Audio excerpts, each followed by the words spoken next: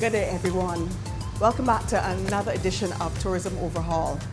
I'm Carrie Hall, your host, and today we are once again addressing a very, very important topic within the tourism industry, and that is of culinary tourism. It's also known as gastronomy tourism or food and beverage tourism, and this type of tourism is surging around the globe in popularity. But people are not just looking to go to high-end or haute cuisine restaurants. They're actually looking for real and authentic experiences. They're looking for indigenous cuisine, good, fresh, local, seasonal food, where they want to immerse themselves into the destination and learn about the culture and the history of the destination through its food and beverage. Now I said to myself, the industry has gone full circle. And I said, you know what? I need to go back to the beginning. And I went and I sought out this young gentleman with us, who I deem to be a visionary, a pioneer, a trailblazer. Someone who has unapologetically been an advocate for local Barbadian cuisine for decades. And today we're going to have a wonderful conversation about culinary tourism in Barbados, how we're going to strengthen the culinary tourism product and the potential for growth where it can become an economic driver in this country. So today, I'm going to invite you in to have the conversation with us. So thank you so much for joining me today. Hey, it's a pleasure to be here. Pleasure to be talking to you, Kerry. You're one people I admire as well, so let's say you're that media. So I'm happy. Thank you so much. You got me blushing. But I just want to get to know you a little bit more, and I know that you've been a chef for quite a while. So could you pretty much tell us a little bit about why you chose to be a chef? Why did you choose this profession? And pretty much, you know, your training, were you formally trained? Just give us a little bit of what inspired you to hold fast and believe in Barbadian cuisine and be unwavering in your commitment. Could you tell us a little bit about your story? Well, first of all, I don't even know why. I think it was predestined. I was born to be a chef because I mean, I've never even thought of being anything else. And I came along, as you said, I'm not so young anymore. I came along when there was no TV chefs. The only chef you ever heard was Chef Boyardee, the kind of stuff. There was no TV chefs, there was nothing like that. But I somehow knew I wanted to cook. And then what made it worse is at that point in time, chefs had a reputation. It was like all chefs were like gay at the time, and that was laughed at back then, if you remember that. If you my uncle, my cousin was a chef as well. He was gay as well, and I used to go with him. So I used to get ridiculed by a lot of my friends as well. But I liked it. I wanted to do it, right? So I went to the hotel school, and then what was good is that I went to St. Leonard's School. You know, there's always something good about doing something, about not achieving what you're supposed to achieve. I failed my 11 plus miserably. I got about maybe, if I got 5% the entire exam, I got a lot. Right. Right? If you got marks for writing, then I got 2 more, so I got about 5. Right? And we did the entire exam. So I ended up going to Richmond, St. Leonard's. Because at that time, you know, you had to, if you did 11 plus, if you passed, you went to one of the higher secondary schools. If you didn't pass, you went to the other secondary school. St. Leonard's was one of them. And it so happened that the hotel school was at St. Leonard's at that time. So that's how long ago we're talking. So I remember in the afternoon, everybody's out playing, the boys out playing cricket and running around. I sneaking into the hotel school, seeing what's going on, and it always fascinated me, right? And as a matter of fact, the chef we think is one of the best chefs I ever met, Barbadian guy called Sylvan Green. He used to be in there. He used to chase me out, right? Because you're not supposed to be there, right? Right? And working with him, too, I was happy about that as well, too. And so I saw it from there, and from the time I left school, I knew where he was going. I knew he was going to hotel school, right? I left school, and I was 17 when they finally said they had enough of me, got rid of me from there. But you couldn't get into hotel school until I was 18. So I spent a year, and I did nothing because I just didn't want to do anything else. And if you ask me what made me start thinking that way, I can't tell you. So it had to be predestined as far as I'm concerned, right? So I got into the hotel school, and from there is where it went on. But that's absolutely great. So when you got into the hotel school, where did you go from then? Did you go to the next level? Did you want to train formally to be a classically trained chef? Where did you go after To be honest with you, that wasn't in my mind at the time. I didn't even know about that because, as I said, the knowledge wasn't, the information wasn't up there like that at that time. That was back in the early 80s I'm talking about now. So the information was not there. We didn't have internet. We can go on and you see everything at a glance, none of that. So after that school, I went into the industry and worked. So I worked at Royal Pavilion, where this was used to be Miramar at the time. It's now, again, I'm dating myself because I'm sure you don't even know. You dated a little bit, yeah. You said Miramar, yeah. When it was Miramar. Had a little bit of a date there. Yeah, when I worked there, it was the Miramar Hotel. And then I left there, went to the Hilton and Sandy Beach. So I worked in the industry. But again, like this is why I keep saying this was predestined. I was guided. I never planned any of these steps. They just progressed. And I went from one to the other. I kind of got led into it. Even when I started teaching, I never thought, my wildest dream would think that I'd be teaching anybody anything. I was one dumb youngster that went to St. Leonard's School, couldn't even pass 11th class exam. Who are you going to be teaching? You know, so, but this cooking this me. Cooking, and up to now, the only thing I believe in is still cooking. I don't do a lot of anything else, right? I have been committed to this all my life, and I am totally enjoying it still. So, and I went to the industry, started to work, and I knew I wanted to go and further my studies because I always knew that just cooking in the industry was not all. You had to, we were bringing in all these chefs from overseas, and they wanted to be just as good as they are, right? Not realizing a lot of them weren't really all that great anyhow. The tourism industry were bringing them in. I guess those were the bottom line people who they got and they could bring in and they could afford to bring in, but they were working for a lot of money. And at that time, we looked up to all of them, right? We looked up to all of them. There's one I remember in particular though who was really outstanding, a fellow called Hans Streichson at the Hilton. He was a master chef. He's the first master chef I ever came in contact with, right? And he was fantastic. He worked with me a lot as well too, so he kind of encouraged me to keep going on as well. So meeting those people and being influenced by those guys, I know I want to do more. But again, it wasn't available out there. It wasn't clear where you're going to go to further studies. After the hotel school, then what? Right? There wasn't anywhere around really. So I got into work and I started to work in the industry for a while. And I ended up I was led then towards teaching. And back at the hotel school, teaching classes, right? And that's where my break came. When the old Marine, here goes the dating again. You're dating. You're dating. You remember Marine? Dating. Do you know about it? You know Marine House used to be there? I remember. Marine House? My dad was the minister back then of labor, and it was in the old Marine House. So I spent many formative years going to his office. So I remember the Marine before it became the Palm Marine, before it was knocked down. I was fortunate enough to have gone in there and seeing the splendor of what was one of Barbados' first hotels back then. Beautiful, so yes, a beautiful place it was, really beautiful. But that's where the hotel school was then. Yes. After it left the St. Leonard's, where St. Leonard's was, it went up there to the Marine, and that's where I went to school then. I actually got into that school there. And then I eventually, after a few years, ended up teaching there again.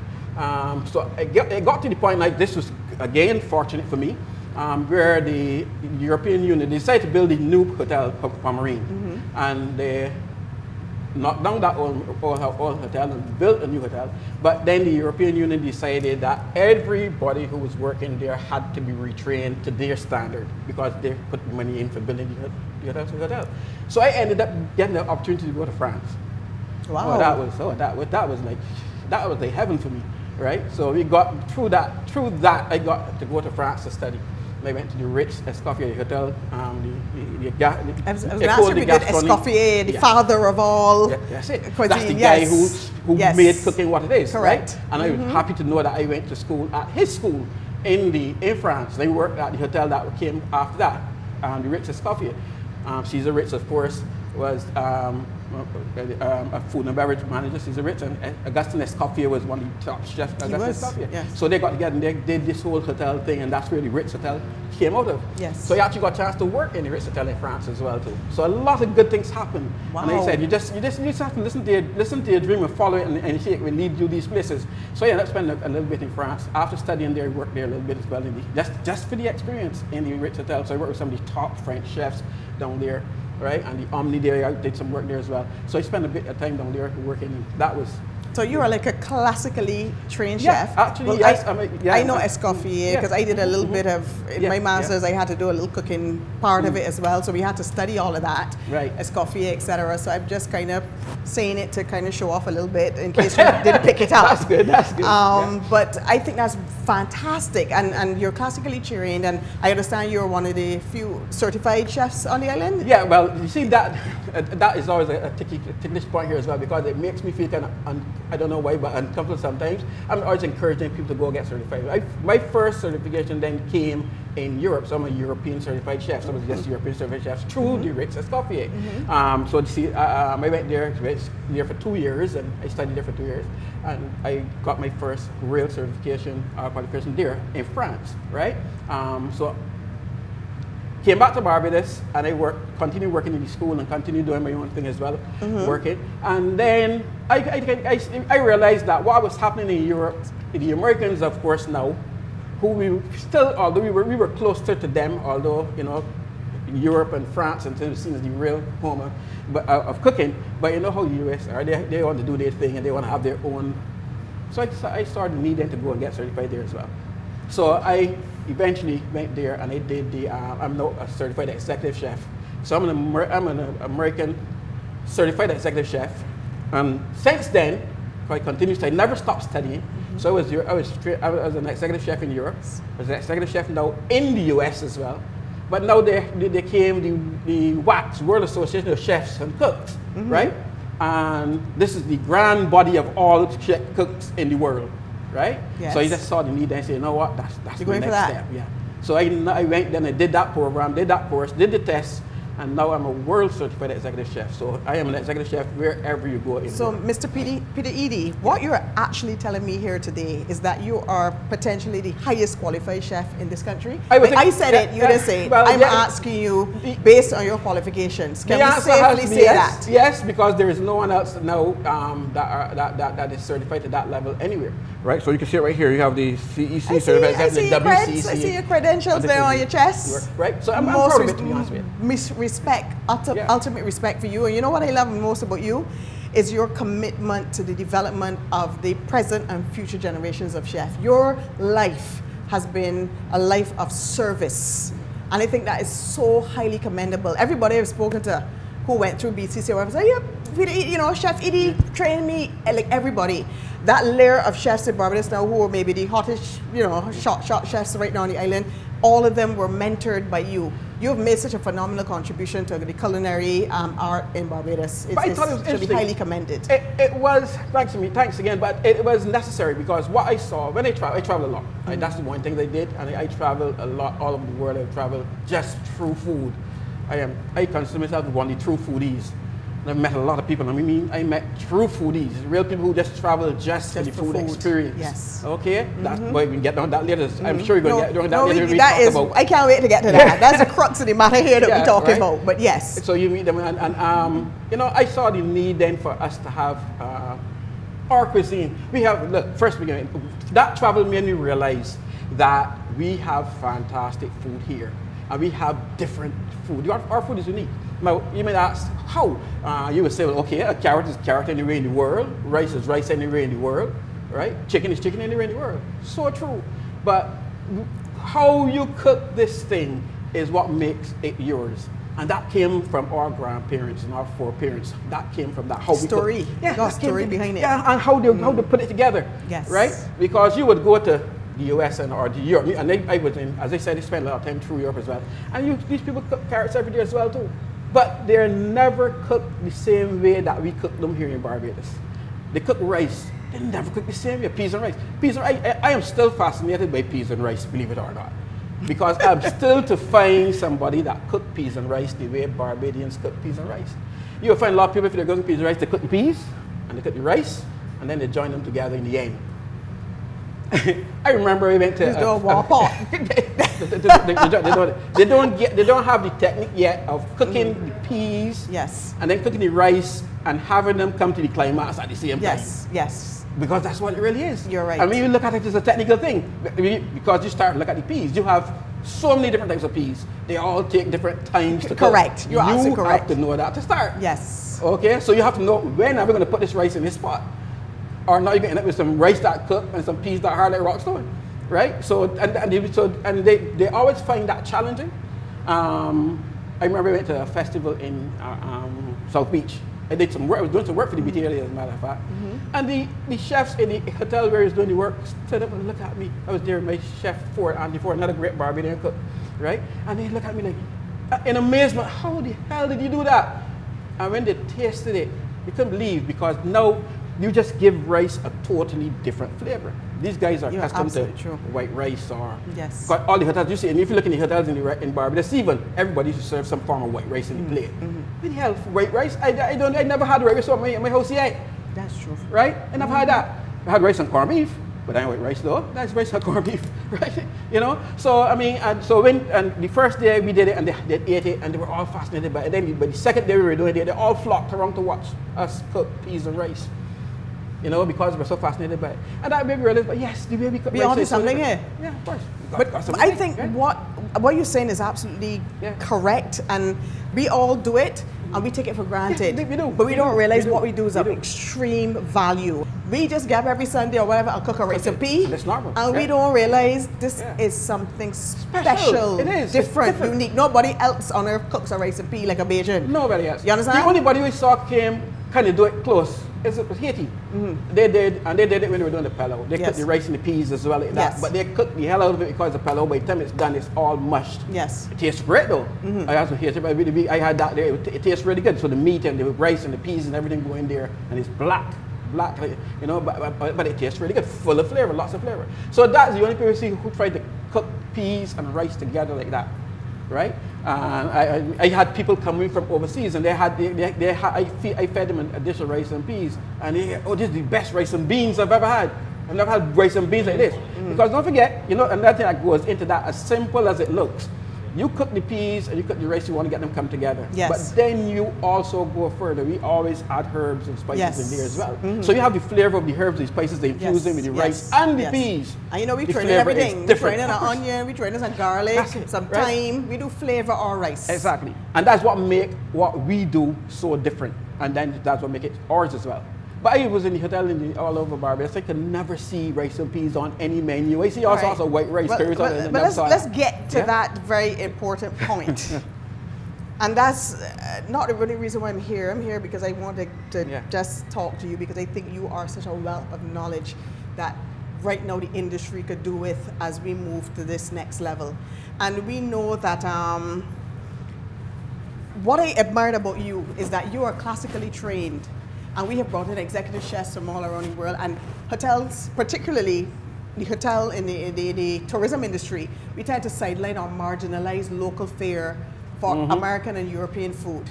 You went and you were classically trained, but you still held fast that Barbadian cuisine, indigenous fare is the way to go, despite the fact that you would have been influenced by French classical cuisine, you would have rubbed shoulders with the best of the best around the world.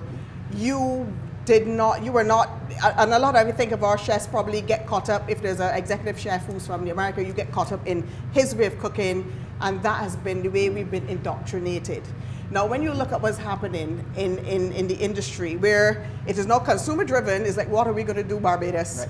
The consumers are saying we want local food, you know, typically not necessarily haute cuisine. We want to find it in the communities. We want to go where it is. We want to support local economies, local farmers, etc. Here you are. You have pushed this. How do you feel that it has finally caught up with your thought process? And how do you feel? Where do we go from here? Believe it or not, going to France made me realize this is what I had to do. Let's start there. Because I was kind of influenced by all that was fed to us. Let's say put out that was fed to us by the people in the authority. So you were drinking the tea for a little while too. There was nothing else. I knew nothing else, right? Yes. Until I got exposed in my early 30s. Then it was when I was in France, and I realized these guys here, they're cooking fancy food, real classical food, all French though. And when I studied in France, you studied all French stuff. There was nothing Barbadian or nothing Caribbean there. What was important for me at the time was for me to gather all the skills and the techniques. That's what I was there for. All of the cooking skills, all the cooking techniques, all the science behind cooking and all that, because the whole science, it's like an accountant or a doctor or a lawyer, you have to go and do the work, you have to go and do the course, you have to go and study, it takes years, right? And there's so many things to study when you go to do your cooking class. And you got to learn about the body, the gastrointestinal system, all these things, because don't forget, you are a dangerous person as a chef. You could kill the world. You're right. Didn't think of that. You could kill the world. You can. Yes. And so when you take all these, if you know how many things that are, you take for granted that if you marry them together, herbs and spices especially, if you marry them together the wrong way, you could cause a serious stomach problem. Just marrying them the wrong way, okay? So think all this is good. You learn the whole science of cooking. And then, of course, all these technical skills, which is so important. So I saw that in France, and all this was being applied to French food. I went as far as eating pumpkin seeds and pumpkin flowers and all that. This is what these people use, and they had all over there. Lots of butter and lots of cream. And mind you, I love French food. I think French food is the second best flavor in the world, second only to us. And so I really believe that, right? Because it's a really strong flavor of food. Lots of wine in there. I left school it's very rich. I left school many days drunk. Because what you have to do is drunk in a good way. No, drunk as a drunk.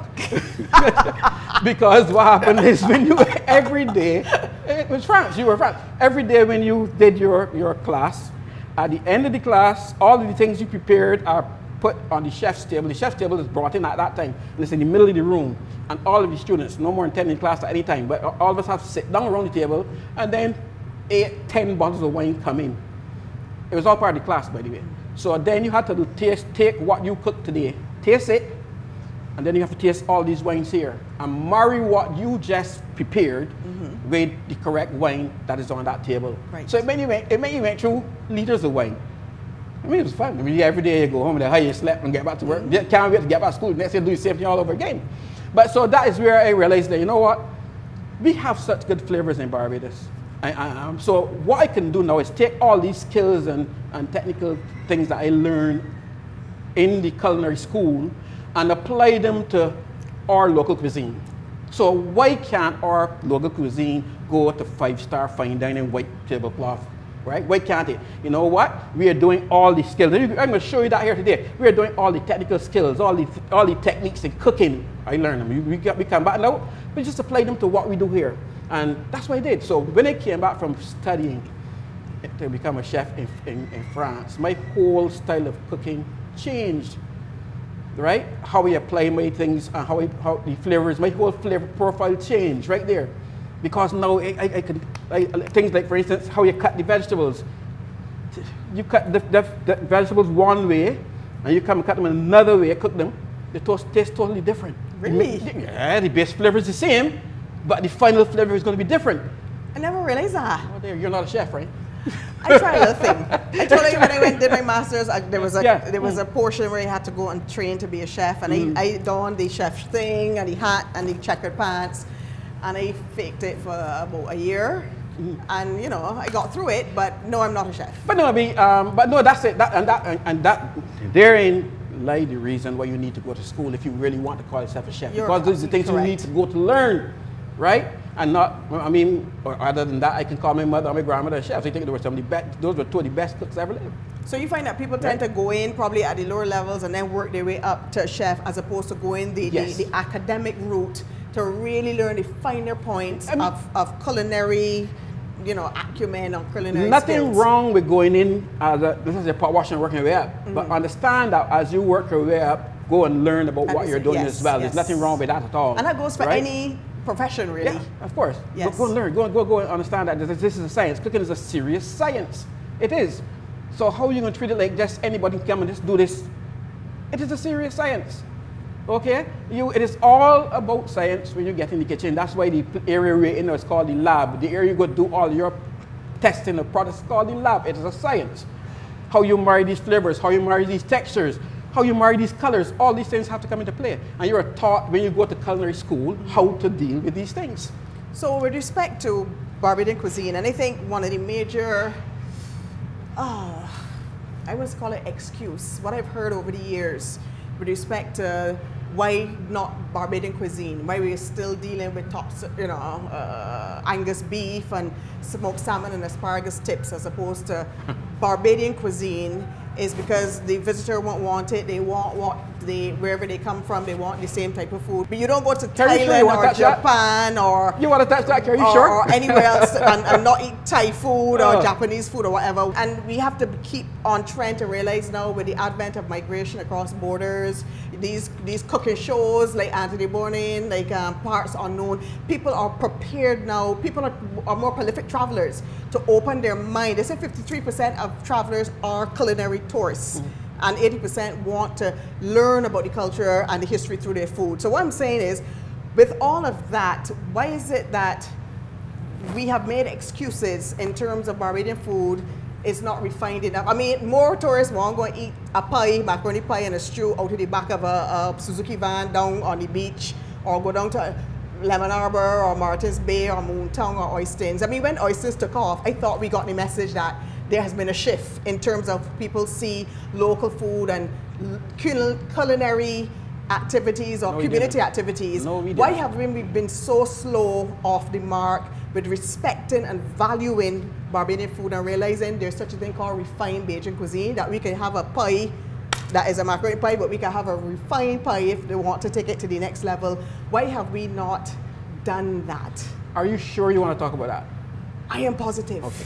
All right. That's why I'm here. The visitors wanted that every sense. Not now. Thank you for saying that. You know why they're doing it now? We had to wait until TV and the US people doing all this crap and nonsense and all these TV programs to think that our food is good. They wanted every sense. And I saw this. I used to travel a lot from before. That's why I started my TV program 14 years ago. 14 years ago they wanted it, they now want it.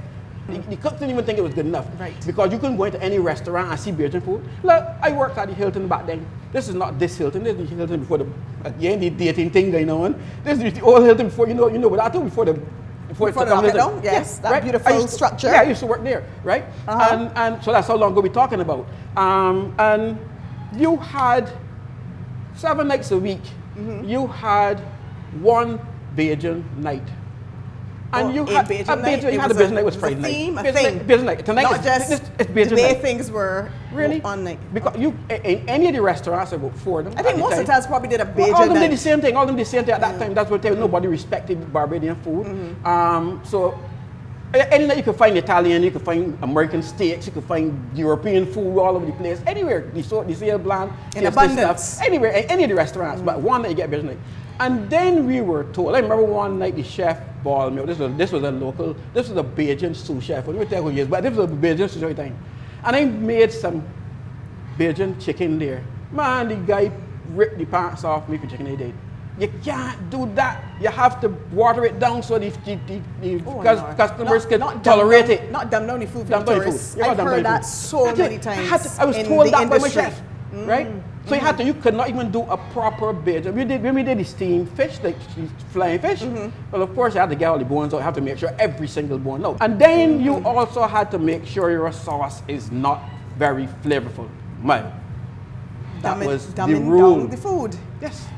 Which shortchange us where and we then have never serve to... cuckoo, nothing. Never serve with cuckoo. I never see cuckoo on the buffet back then either. They didn't think cuckoo, you know, it's called cuckoo duck food back then. So you're putting duck food on my menu. Wow. So that was it. So did they have any respect for you? We went, during that point, we went through a serious culinary crisis where we just lost it all. And that's when, and you know what, when it became really clear to me, I then started back in 1990, I just got into my own business. I started to say, okay, I'm going to start to do real Barbadian food. I'm doing a restaurant, but I'm serving only Bajan food. That was a bold step. I could not find a cook willing to come and cook Bajan food. Could not find one. That's why I started the program, just so you know, right? I could not find a cook willing to come and cook Bajan food. To the point where they first started doing this, it was called Cooking the Bajan Way, this program. I got to thank Joel Ford then, she was on it with me all back then. We all know right? and revere you right? for all of your shows and going all around the world to represent Barbadian cuisine, yes. Cooking the Bajan Way. Let me tell you, you know who got the most insults from? Who? The cooks in the industry. You about there cooking the bala. I ain't gonna tell you the words that they use in there, but also other words in between there. And think you yourself, boy, you bear this or you this. And the mellow cream, let me That's another thing. That's another thing. It's ironic that you are a classically trained chef. That's what I find interesting. I would live and die by this fella here. You know why? I don't mind people tell me, oh, it's butter cooking. I ain't got no lost sense. They're foolish. I went to France, right? I studied in France. You bring French chefs and European chefs over here. They use tons and tons of butter, man. You're right. They use tons of butter. Escoffier was the butter man. It's just more butter than they can ever use margarine. All his sauces was butter. These same are telling me that it's this and that's that. I see them in the Italian street cooking with tons of butter. Much more butter than the more American can ever use. But they tell me what American they're using. But they got two things for them, right? Two things. First of all, my grandmother cooked with this. My mother cooked with this. My aunt cooked with this. This is the flavor that infused in this body here. This is now my flavor base, right? This is how culture starts, by the way. This is food culture. And mind you, there ain't no culture in this place that still remain genuinely food culture. Yes. Not your music, not your all of them adulterated. Music, dance, poetry, all that adulterated. The only one that stay close to pure up to this point is cooking. So that's the first thing. I got two things for them. So this is part of me, this is we brought with. So we got to use this. This is our Bajan culture. And secondly, the only body who would support me when they did that program for these children 14 years ago was Robert's Manufacturing. You hear this? You want something more Bajan than this? No. I used to live for Sundays to hear that because you want me lolly when you van pass. I used to do it too. I run out. You run out, get your lolly. Oh, that's what part of You used to live for your lolly. Of course. That's food. That's food. With food, anything edible that provides sustenance. Then lollies give me some good sustenance for the Sunday. I agree. Huh? I agree with that. Okay, good. I agree with that. Yes, that is a good point. But what you're saying is absolutely true. And do you see a shift, like in terms of many hotels still serve, they tend to marginalize local food. I think we've made some headway where you probably see it more so than before on some menus. You will see one or two things. Really? But have we really, are we there yet? How much further do we have to go? And what do we have to do? Do you think because the consumer is now doing it, it will shift, or not even then will we see a change? If you look at it, Bajan food culture is still restricted to certain areas. I am not sure that it has taken over the food industry in the tourist industries yet. I'm not sure about that. Because when I go to restaurants, I eat out in Barbados very, very little. Very, very, very seldom. Simply because I don't want what I get with the game out there. Right. I want that. Right? When I travel, I go to all the top restaurants I could find. The first thing we do when travel, I'm looking for the best restaurant. Because I'm going for that there. Yes. You can't serve a better steak in Barbados than you can serve in the US. What are you going to eat that for? Huh? We don't grow beef here to do that because you can make a far better beef stew than anybody else can make for you, though. Right? Yes. I think so. Yes. You can see that today. As a matter of fact, you could do a far better beef stew than we could do over there. So that's what we thought, right? So it's all about just then elevating my stuff. We really got this culinary crisis going on. If we don't be careful, we can have no food culture anymore because it was dying. Yes. And again, it came. So then from then on, we did the junior challenge. So we changed from dueling chefs to junior But that's the only way we will get sustainability, right? So if we prepare the future, the next generation. Exactly. But are you doing it? Is anybody else doing it, or you are the one leading the charge? You got to feel it. It's a lot of work. Yes. It costs. It left me broke. But what makes you want to do it? You just don't have to do this. It comes from inside. It's something they want to do. I just wanted to do it. It's something they felt they had to do. I remember when I was in France. I was in my 6 month or so in France studying. And I happened to walk down the street. I can't remember, I was down near the Champs-Élysées. I just walked down the street. And I saw on the thing, Bajan fried chicken with pickled cucumber and macaroni pie. Wait, stop. Where's this, you tell me? In France. Let's stop. In France. But you hear the rest of the story though? Oh Lord. Do I want all to of hear a it? sudden. I get nervous. You tell me about people we not respecting, right? I saw that on the restaurant, on the menu in France. With a pie? With pie. Sacred pie? It said Bajan fried chicken with pickled cucumber and macaroni pie. Who was the audience? There was a Bajan diaspora in the neighborhood? We in the heart of France, thing. We in the heart of France. We in the heart of Paris. Sorry, in the heart of Paris. Anyway, all of a sudden that thing stand also. I shiver to me. It's like, Jesus, like chicken. I ain't tasted the fried chicken for the longest time. I go here. I go in here. Wow. And I went in and I bought it. Lord. I paid the man and walked back out. It didn't even resemble none that we talk about. I tell you that's Bajan fried chicken, right? Get to understand though that the guy who owned the place did a stint in Barbados. Oh my God. I got to understand that. That's where we need to Right? attach some intellectual property to our unique cuisine, so anybody can just walk around and masquerade and say this Bayesian cooking when it really isn't. Because a pie is a sacred thing, you know. Of course you it just is. can't get up, so you make it pie.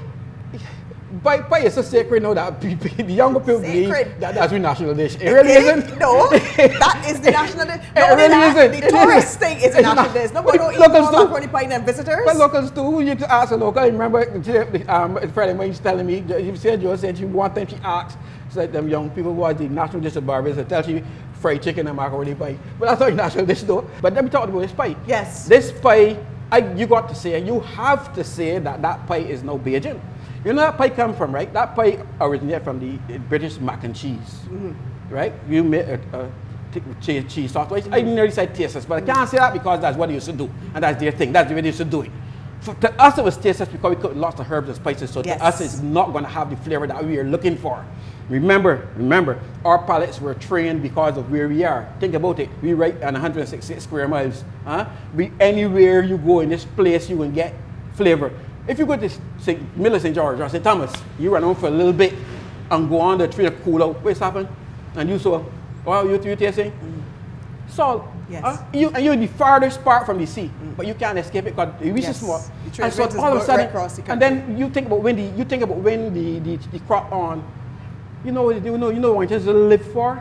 When the crops start and they start to cut the cane, especially when they bring the machines that's mashing the cane, so right, I go and park right before the cutting just to smell it. Just to smell it, and I go down inside there. But you know that's not part of me as a chef. I craving to reproduce that when I can, wherever I can. Yes. So that's basically going to guide my culture, my culinary decision on how I can have this food flavored. There's my opinion to food now. Yes. Because and it's based on that's how the culture is born.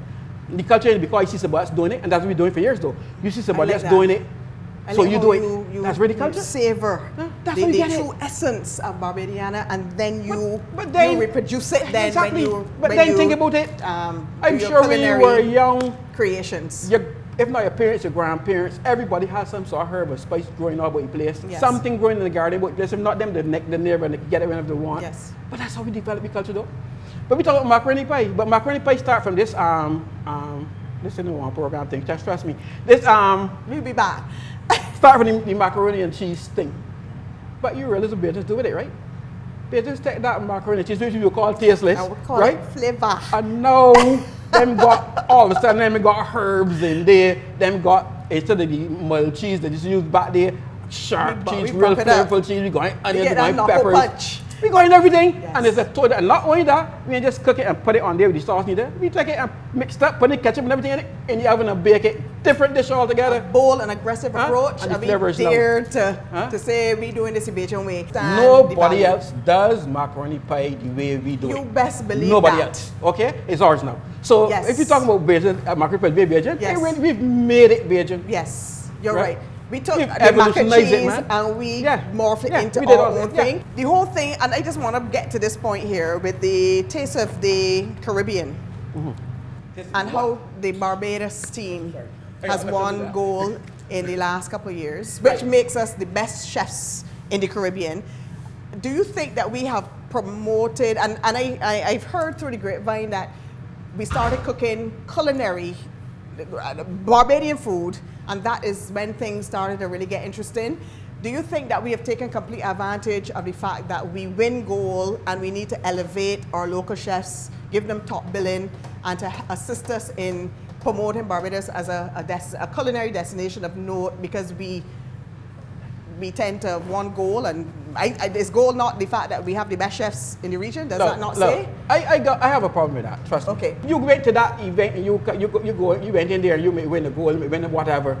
And after that, you're dead until next year when the time comes wrong again. That's it's the just point. an event. That's the point I'm trying to raise It's just to you. an event. What can we do to when we win gold to showcase that to the world, to give these young talented people the exposure, the positive exposure, the motivation they All need right. to take this All right. culinary industry to the next level? Okay, I remember with that same TSC Caribbean, we went there back in 2006 or something, I think it was 2007. We won a gold. I was the president at that time of the Barbados Culinary Federation. And they came back here and they wrote an article.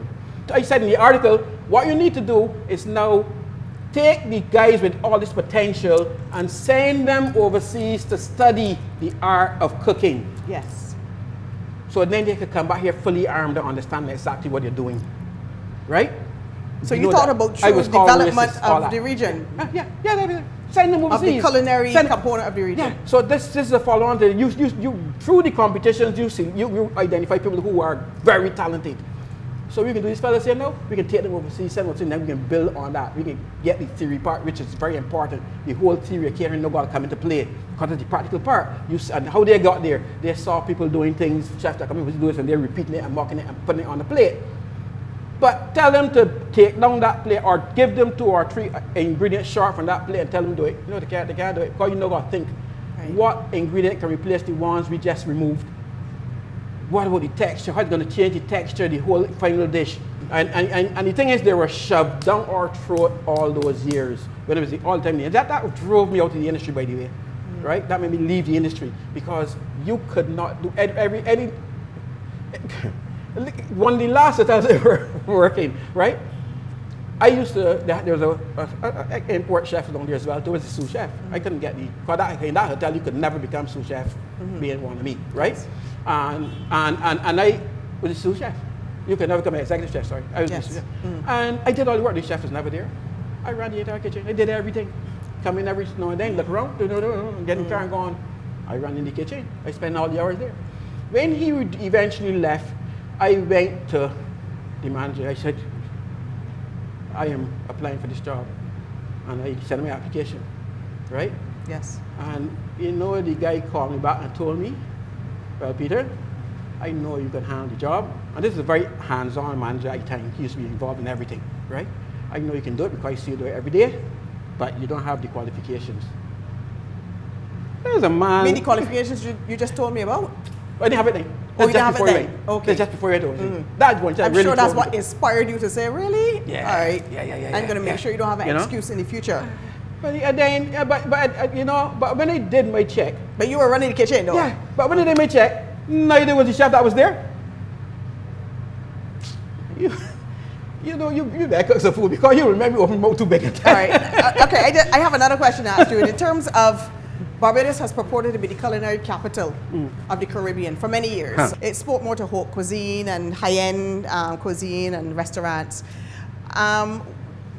What has happened is you just can't get up now with this shift towards culinary tourism and food and beverage tourism that has now become a global phenomenon. There's now something from the World Food Travel Association where you have to be accredited. So there's now a culinary capital accreditation, where you have to have the culture and traditions, culinary strategy, culinary promotions, culinary community, where you are rated and assessed.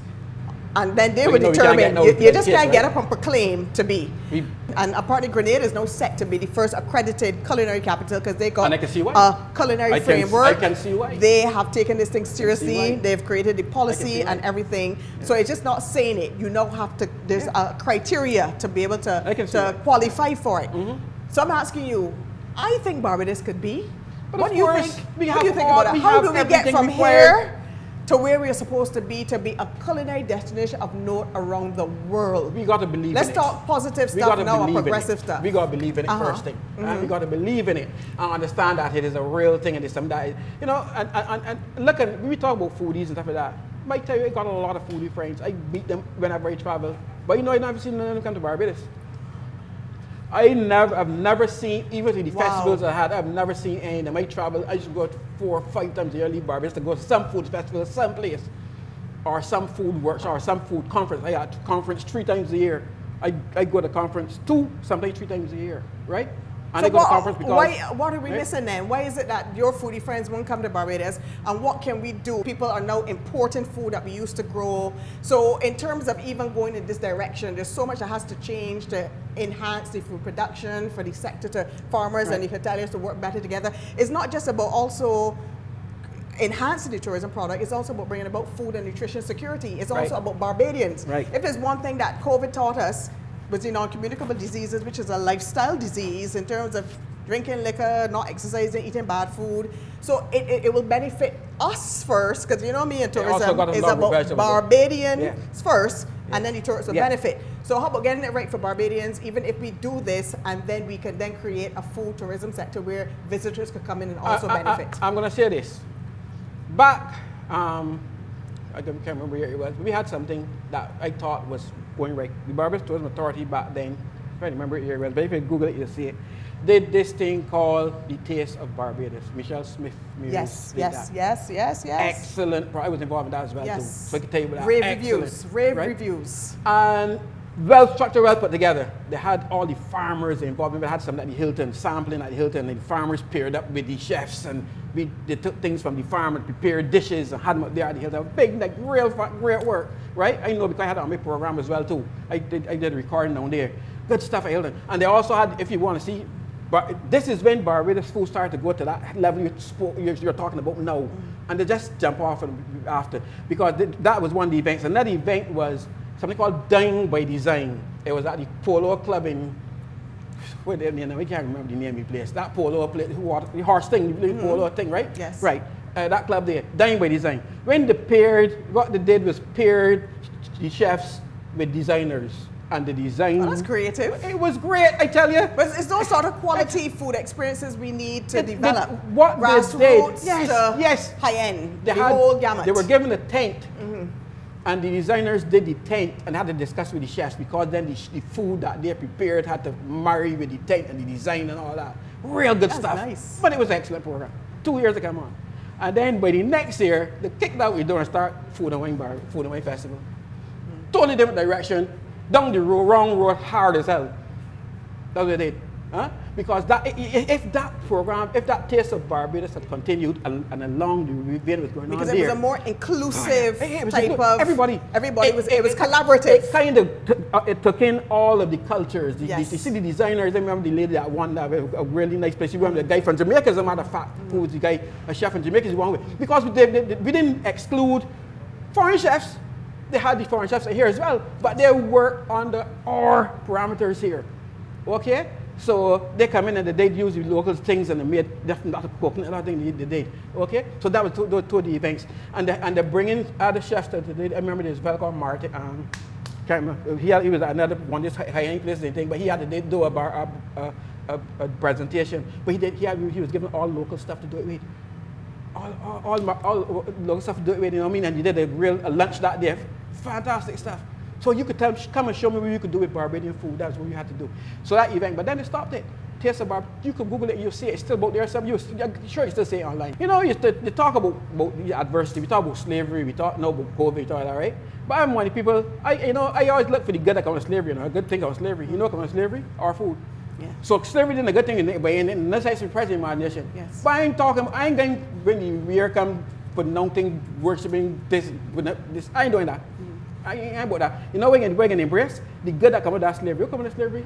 Good food, man. We've been so perfectly colonized by the British. Yeah. I don't think we know. Oh. We just know that we do this, but I don't think we realize in many cases that there's a link directly back to the mother country, Africa, right? I can take that comes from there. But I think this is talk about, and we talk about COVID now too. But COVID doing that thing. You know where really says COVID? They're not good about COVID, the basic and that kind of thing. But anyway, go in Barbados, like I see pumpkin selling, squash selling, potatoes. I can see that all about Barbados now. Yes. I had in a restaurant now for 45 years. Everything is seasonal. You can get brown provisions, and you know me, it's like all my restaurants are Bajan restaurants, and you can find certain things you can find then cook to cook because you can't get bread, you can't get potato. Not now. Yes. I could always find and easily find, say it's COVID. You go any street corner and see something and get back from there. Well, now. So that's a good thing. That is a nice segue into where we are going now, because thank you so much. I thank you on behalf of this country, this nation, for your exemplary work, for your unwavering commitment and belief in Barbados and valuing Barbados, Barbadian food, and the fact that you never once wavered. You never said, you see me, let me go down this route. You stuck to your guns. And as I said, the world is now going full circle, and you're the visionary, the pioneer, and the trailblazer. So you're not going to show us, because we always said Barbadian cooking. I don't know if we in the past, oh, that's like slave food, ain't good enough for the visitor, that ain't good enough for me. That's I want just what foreign you say. food. I think they That's look just at it what that you way. say. It's never We good are enough. showing that Barbadian food could be in the back of a Suzuki van, at the side of the road, street food, home cooking, grassroots eateries. It could be, and they want more promotion for local bakeries and local confectioneries. All that is part of the food experience. But we're going to show that we could do refined Bajan cuisine. We could do cuisine, the average traditional, or if you want it up here, Barbadian cuisine goes the whole gamut. So I would like for you now Just to to show start, us. everybody saying one thing. You ever went to Italy, Spain, France, any of those Yes, places? I have. When you get there, you think food. You didn't have you weren't guided in a specific direction. You can go to any restaurant and find anything in French food. You know that, right? When you go to Spain, you know you got some tomato flavors, you got some nice cheeses, you know you Yes, got bread. yes, yes. That is what you need to. Uncompromising. Spain, the same thing. That's where you need to get when you get to Barbados. Then the visitors will not have to call you the holiday. Yeah. When you get to Barbados, start to think food. Yes. There should be a flavor that hit you face straight away. But let me ask you a question. There should be a flavor hit you there straight. The Even think about Lombardy, it. the Lombardy region in Italy, they have legislated that 80% of the food tourism is so important, must be local, and they must serve all local wines. Do you think we gonna get there? Listen, let me tell you what I think about that. That's a stretch. This can answer your question. You see the same junior challenge that we did? You just said 80%, right? 80% of the things that these students were given to cook was Barbadian. We didn't do 100% because you can't forget there's a wider world out there. So you're bringing some things to export. But 80 is good. 80% was local, from the Yes. proteins to the vegetables, the ground provisions. That is what we gave those young people to Do work we with. need to And they did that incentivize it deliberately in terms of because our local production with our local farmers gotta and learn strengthening them local into stuff, sectoral linkages to create a more sustainable industry? Do you think we, Yeah. but not legislate, incentivize? You gotta do something. Nudge. You gotta do something. Nudge Something. nicely. Right? The guy who can come and cook for you now, that's what I'm I get the point now where I got people that can come and do it, and they can do it instinctively. What is the new rock star of the future He that you can know be something. present What, to us? yeah, he can be something. Another St. Lawrence boy, I ain't gonna tell you that, but you know. The rock star of the future. The culinary rock star. Let me step what back. he can do for you now is like take Yeah, what are we doing? Bajan food. Yes. Bajan food. Two Bajan dishes. Yes. And make them 5-star fine dining. And we pick the two we decided to do is rice and stew. Uh-huh. You know, What we gonna do? Fine dining rice and stew? Yeah. You know rice and stew gone from all back in the day. Back in the day. Dances, you know people get to dance just for rice and stew for the food. You know the what time 3-step dance? Yes. Again, don't age yourself, like age in mind, but all back then. Age me. Right? Yes. The 3-step that there. And then next thing you do is ground provision and steamed fish. Okay. Right? Break, take over. You go ahead. You ready for this? So what you can do with this? Youngster? Go ahead. What you can do with this is deconstruct this. In other words, all the components that are in your normal beef stew, all the flavors that go in beef stew, he can put back on this plate, and you can take that plate and carry it into sandy lane and serve it. Wow.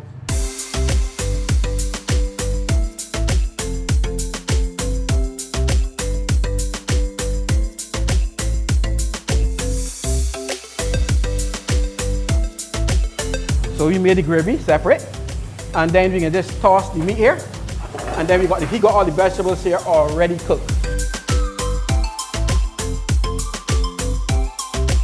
Stewing was the only thing we didn't do. It didn't like barbecuing or grilling or pan searing. It had to be stewing because what the slaves got then was what the masters didn't want. All the end cuts of the meat, the entry, the tongue and the feet and those kind of things.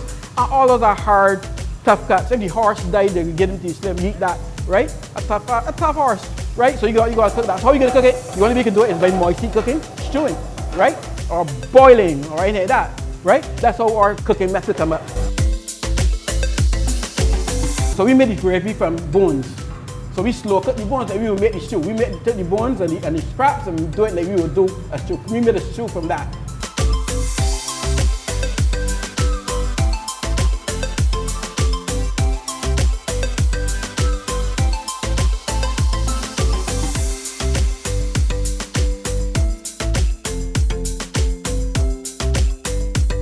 So when you cut the steak, it's still rare. Cut inside. Oh yes. Cut inside that. But we're good though. This good rare. This is what medium rare there now. But this is a stew. Who could have a stew with rare meat in it? Stew is cooked for 2-3 hours. Oh God. Can't be rare, right? Eat it to death. But this is weird though. But you got. So this is but where it guess should what? be? Yes. This is the way we make it into 5-star fine dining. Do your stuff on me. This here is still the flavor of this sauce. Look at the texture of the sauce. No, the sauce is beautiful. You could taste it. Beautiful. It still has all the flavor of Can I do a little something Of there? course, the flavor of a rootsy stew. Right? All the you taste it on stem, how deep that flavor is. Yeah? This is the way they did it out of the man. By the time we finish, the people, everybody shaking off and they want to work and I'm mad when they am. Oh my God. Okay?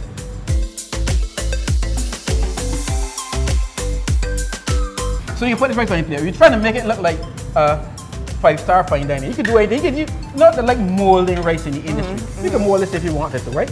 But I really prefer not to. I can just lay it here nicely. Because we ain't about molding.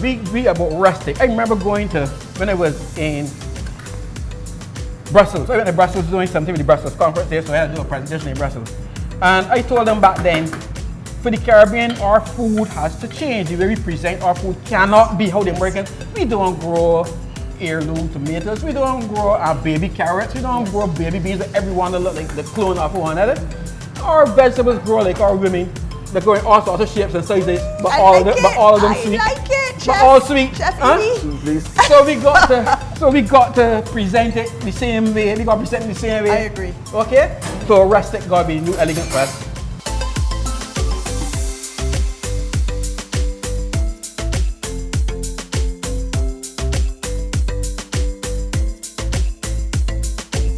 There's 100% uncompromisingly Here you go. Bajan.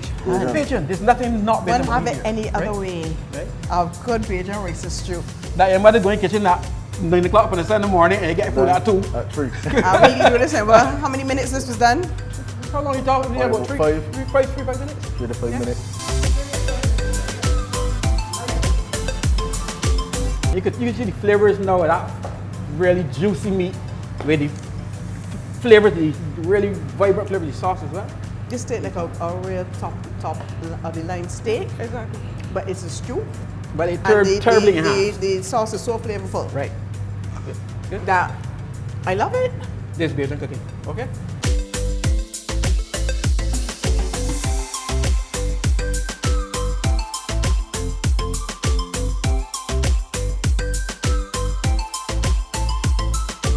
Now this would have been salted lemon salt. There's real lemon salt coming. You would have put this in, you just put a little lemon salt on this. Now we ain't got sitting on lemon salt for the whole from yesterday to today because we don't want that. That's going to take away the whole flavor of the fish.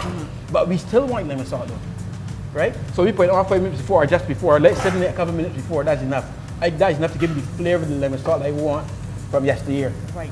Right? And it did it without affecting the texture, without starting to cook. Remember cold cooking, the acid can start to cook the fish. Without starting to cook the fish, which can affect the texture. Right. So you just eat that and say, oh, look at the quality of the meat is so tender and it's so juicy. You will have the same with this steamed fish.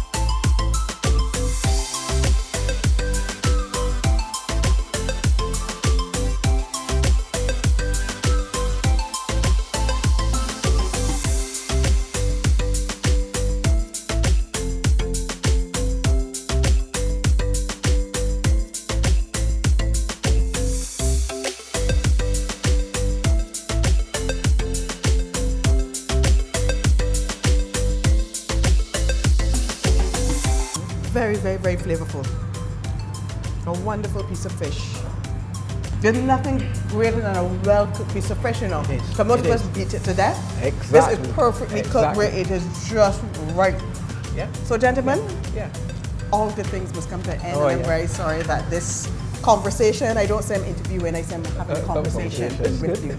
I want to commend you, my dear. Thank you very much. I will remember your name, and I'm asking Barbados and the world to remember it, because I'm sure we're going to hear and see so much more of you. Definitely. Remember this young man? We're going to do a flashback and come back and talk to you. Right. Chef Edey, we have so much more to talk about, but I think this conversation was a good start. Yeah. And I want to thank you for your honesty, for your passion, for your contribution to the development of culinary tourism and the development of so many young people that remember you, revere you, respect you, and so much appreciate and value you. Yeah, I really try. I like doing it, guys. Yes, so I thank you so much for today, especially the cooking. I have enjoyed your food. Great job. Thank you very much. So, you're welcome. So thank you all. Once again, the topic today was culinary tourism, looking at indigenous Barbadian fare, looking at the trends of visitors looking for that local experience, eating good local, real, authentic Barbadian cuisine, and looking at ways that we could improve, fulfill the potential, create food tourism as an economic driver in Barbados. Because if it's one area that money is made in Barbados, especially during COVID, once the place is shut down, is food. Yeah. But we need to put a better structure around it, a better framework to ensure that we could present ourselves on the global stage as a culinary tourism destination of note globally. We can do it. We have the great food. We have demonstrations of that. And I hope that we move in that direction. So thank you so much. Thank you so much, Tourism Overhaul family. Peace out.